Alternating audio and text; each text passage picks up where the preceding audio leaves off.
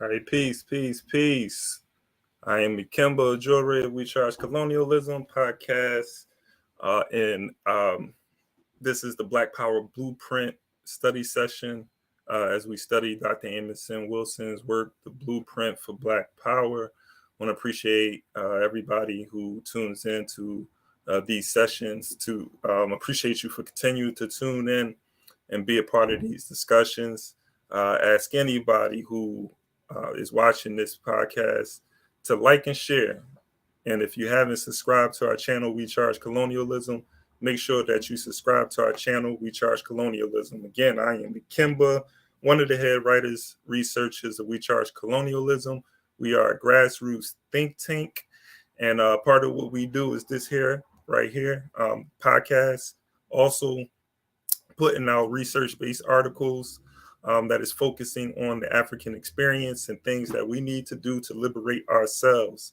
And so I just look at myself as just playing my role in the African liberation struggle in the fight for Black power. And so again, this is the study session, our 10th study session, or my 10th study session with you guys covering the blueprint for Black power, a moral, political, economic imperative for the 21st century. And here we are in the 21st century, and Dr. Amos N. Wilson has given us the blueprint. And I feel as though we don't do enough studying around this work. A book that's about 800 to 900 pages that he had put his blood, sweat, and tears in to produce this book. And it is incumbent upon us to study this work. As one of our great thinkers and leaders spent his life and time to produce something like this so that we can liberate our minds and our bodies from this colonial situation that we're in right now. So I want to appreciate you all for tuning in. Again, make sure you like and share.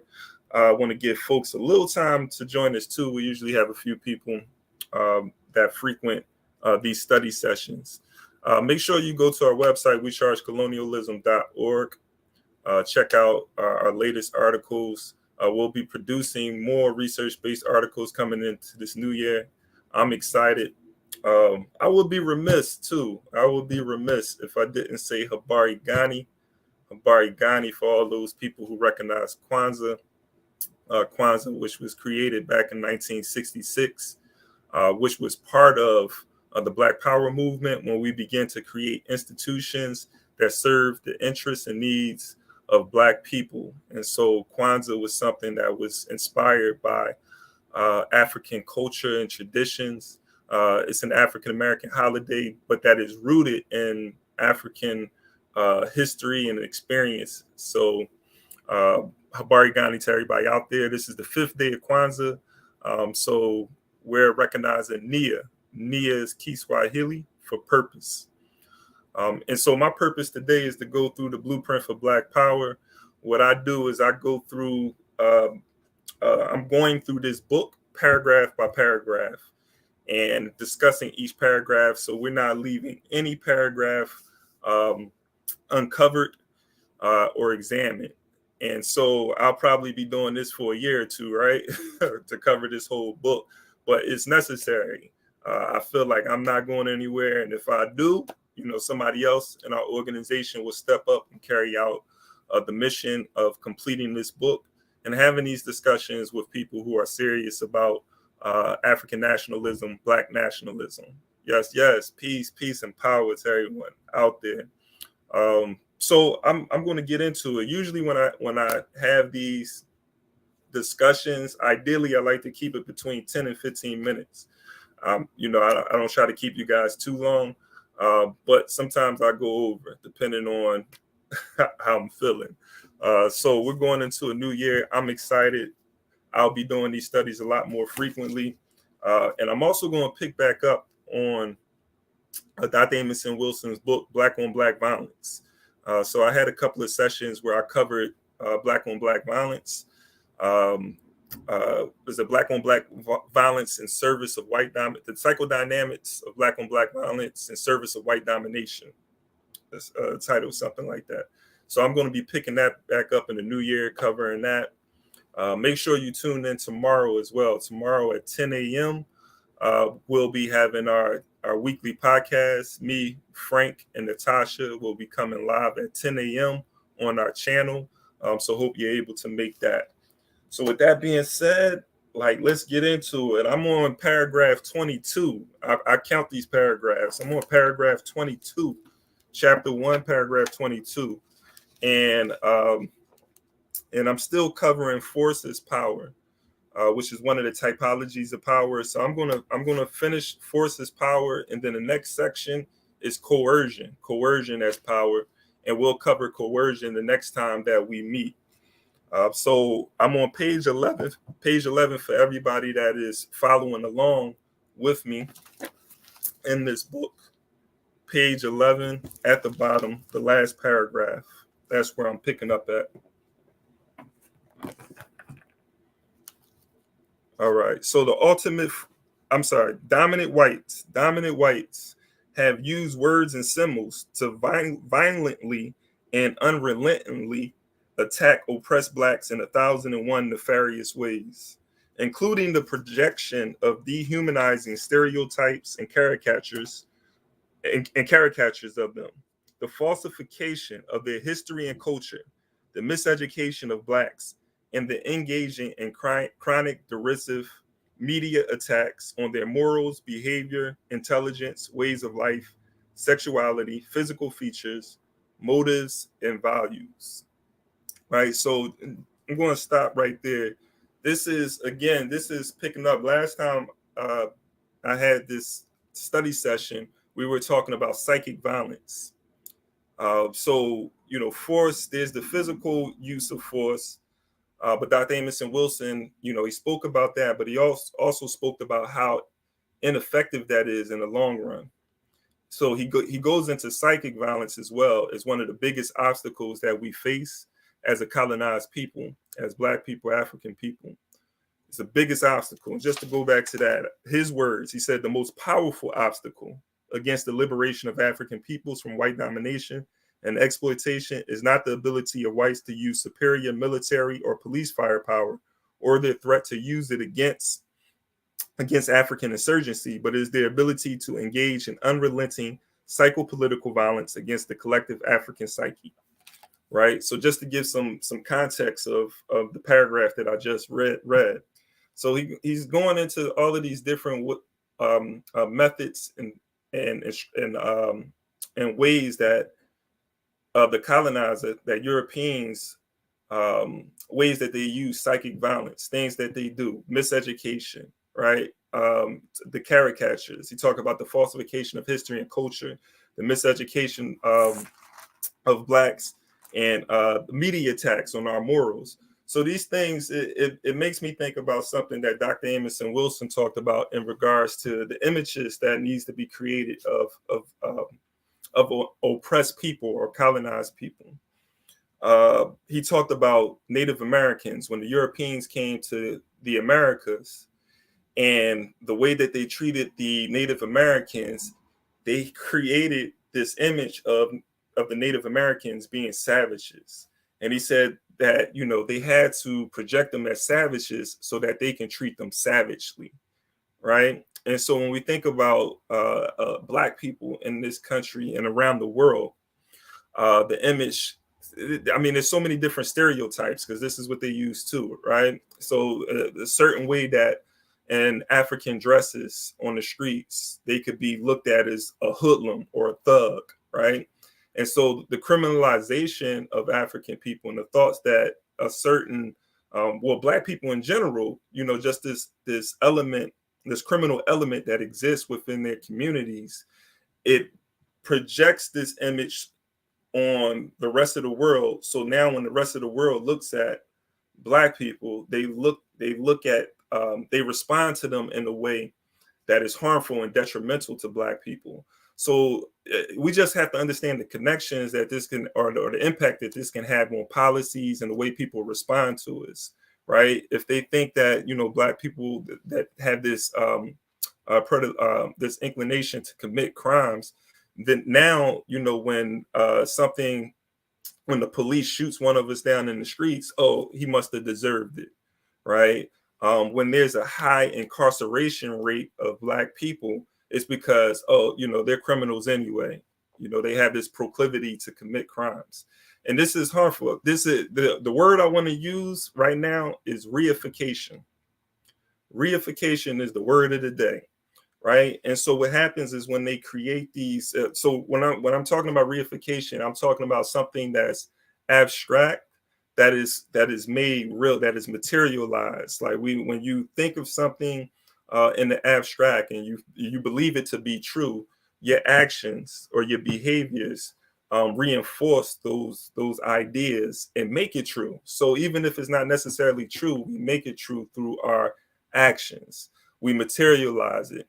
And so when these images is projected of Black people as inferior, as lazy, as criminal, and then the images of Black women as the Jezebel or the Mammy, all of these different images. So if this is who they are, it's going to have an impact on the way that we view ourselves. So we begin to behave in a way that reinforces this misinformation, right, about us, and then others respond to us in a way that reinforces it, right? So, oh, they're criminals, so we got to treat anything that we do, the smallest thing that we do, is looked at as criminal. And then when we're incarcerated, now we're in jail, it reinforces that we are criminal in a sense, right, or that we're savages. And I'm hope I'm making that clear. But so this is the problem. So what we have to do is be able to control the narrative and begin to create images of ourselves, define ourselves, and define our mission.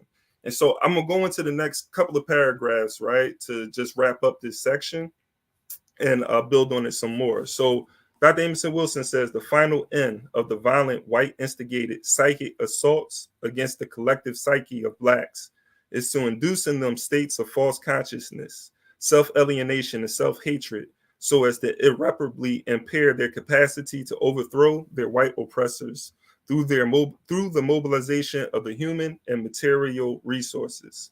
False consciousness, self-alienation, and self-hatred are conjoining states of mind which motivate oppressed Blacks to engage in continuing self-defeating, self-destructive assaults against their own interests and against themselves. Consequently, by these means, Blacks are unwittingly manipulated into forming alliances with their oppressors and exploiters and disempowering themselves and then empowering those who dominate and exploit them all the more. Right? And so again, like I feel like this also connects to the book that he wrote on Black violence. These images, this self-alienation, this false consciousness that we develop, this self-hatred, that is a result of the false images, the stereotypes that has been projected on African people, um, is what is feeding or fueling the violence, the horizontal violence, quote unquote Black on Black violence, but the horizontal violence that exists within our community. And when I'm talking about, I'm not just talking about gun violence. Well, I'm talking about psychic violence, like verbal abuse, physical violence, fights, and so forth. So the way that we treat each other in a very violent way, very abusive way, is a result of this self-hatred. And where does this self-hatred comes from? It comes from this history of Europeans treating us a particular way and creating images that say that we deserve what is happening to us. Now, I want to connect this to Albert Meming, who wrote The Colonizer and the Colonized, just so you can get an idea of how this plays out in colonialism, right? And how it's a slippery slope when these stereotypes, when they could create an image of you and say that you're a certain way, again, it justifies the way that the colonizer can respond to you. Our very oppression and exploitation can be rationalized and justified, and now they come in as sort of the things that they're doing it for our own good. Where we have to police their neighborhoods, because they can't police them or secure themselves. they're unable to do certain things. We have to educate them because they can't educate themselves, right? Remember, after the Civil War, when the North went into the South, even though Southern African Americans were building schools and educating themselves, the North still felt that, they needed to come in and take over these schools and educate the Blacks because they were incapable of teaching themselves, right? So it's this idea that we're unable to fend for ourselves that creates this paternalistic relationship that we have with the oppressors. So I'm going to go to this book. It's called The Colonizer and the Colonized, and I'm going to end it off with reading a page from here, the chapter on mythical portrait of the colonized, the mythical portrait of the colonized, and hopefully this gives this a sort of give you an idea what Dr. Amos N. Wilson is getting at in the paragraphs that I just read. The man, he says, nothing could better justify the colonizer's privileged position than his industry, and nothing could better justify the colonized destitution than his indolence. The mythical portrait of the colonized therefore includes an unbelievable laziness and that of the colonizer, a virtuous taste for action. At the same time, the colonizer suggests that employing the colonized is not very profitable, thereby authorizing his unreasonable wages. So again, like going back to the images that's created, the laziness, they don't work hard. So if we hire them, we're not going to pay them as much as we pay other groups. We're not going to pay them as much as we pay the white man or the white woman, right? Because they don't work as hard as they do, right? So it justifies the low wages that they receive. This is just examples. This is in different aspects of society. This is happening. I'm going to go to the next page. In fact, the accusation has nothing to do with an objective notation, therefore subject to possible changes, but of an institution. By his accusation, the colonizer establishes the colonized as being lazy. He decides that laziness is constitutional in the very nature of the colonized. It becomes obvious that the colonized, whatever he may undertake, whatever zeal he may apply, could never be anything but lazy. This always brings us back to racism, which is the substantive expression to the accuser's benefit of a real or imaginary trait of the accused. It is possible to proceed with the same analysis for each of the features found in the colonized. Whenever the colonized states in his language that the colonized is a weakling, it suggests thereby that this deficiency requires protection. I'm going to read that again.